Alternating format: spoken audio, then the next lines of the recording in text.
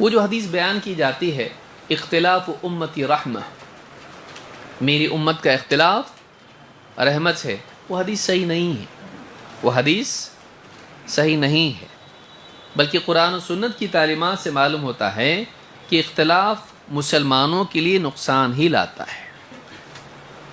وَلَا يَزَالُونَ مُخْتَلِفِينَ إِلَّا مَنْ رَحِمَ رَبُّكَ، اللہ نے کہا یہ اختلاف کرتے رہیں گے سوائے ان کے جن پر تیرے رب کی رحمت ہو۔ تو اللہ نے یہ رحمت اختلاف والوں کے لیے بتائی ہے یا اختلاف نہیں کرنے والوں کے لیے؟ سوچیے، یہ اختلاف کرتے رہیں گے سوائے ان کے جن پر تیرے رب کی رحمت ہے، تو یہ اختلاف کرنے والوں کے لیے نہیں ہوں۔ تو یہ حدیث بالکل ایک تو سند کے اعتبار سے صحیح نہیں ہے، دوسری یہ کہ آیت بھی اس کے سیاق سے دیکھا جائے تو یہ حدیث اس کے بالکل برخلاف ہے۔ تو امت میں اختلاف اگر اچھا ہوتا تو جو لوگ اس حدیث کو پیش کرتے ہیں مسلکی اعتبار سے، دیکھو اتنے سارے مسلک ہیں، تو وہ کیا بولتے ہیں؟ حدیث میں ہے اختلاف کیا ہے؟ امت کا رحمت ہے۔ تو اس لیے اتنے چار مسلک یا اتنی ساری چیزیں، اتنے اختلافات، اتنے صوفیوں کے اپنے اپنے طرز طریقے ہیں، تو اختلاف رحمت ہے۔ تو ان سے اگر کہا جائے کہ بھائی ٹھیک ہے 4 رحمت ہے تو 5 تو زیادہ ہوگی نا، تو ہم لوگ بھی 5ویں ہیں، تو کیا وہ اجازت دیتے؟ پھر کیا بولتے؟ تم لوگ ہماری مسجد میں مت آؤ۔ کیوں؟ اختلاف ہوتا ہے، مطلب رحمت ہے نا، نہیں رحمت مطلب آپ کے حساب سے رحمت ہے، ہم کریں تو رحمت نہیں۔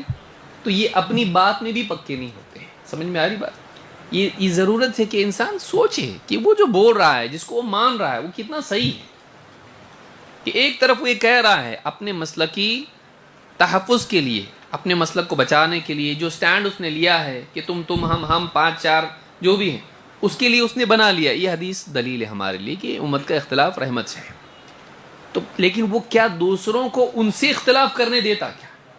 مثلا کوئی آدمی نیچے ہاتھ باندھتا تھا، پھر اس کو تحقیق کیا، اس نے کسی عالم سے پوچھا، کوئی کتاب پڑھا یا کوئی خطاب سنا، اس کو لگا کہ یہ زیادہ مجھ کو مضبوط یہ لگ رہا کہ ہاتھ اوپر باندھنا چاہیے۔ ایک مثال دے رہا ہوں میں، خالی یہی ہمارا مسئلہ نہیں ہے، ہمارا اصل مسئلہ شرک اور بدعت کا ہے، لیکن ایک موٹی مثال دے رہا ہوں تو سمجھ میں آئے گا۔ یا وہی مثال لے لو آپ کہ جاتا تھا درگاہ پہ رومال کان کے پیچھے باندھ کے اور سجدے کرتا تھا وہاں پہ، ٹپیکل ہے نا، یا بدعت میں مبتلا تھا، کچھ ایسی چیزیں کرتا تھا جو ثابت نہیں ہے سنت سے۔ اب اس نے وہ کرنا چھوڑ دیا، دو لوگ اس سے خوش ہوتے کہ ناراض ہوتے؟ کرنے والے ناراض ہوتے اس سے۔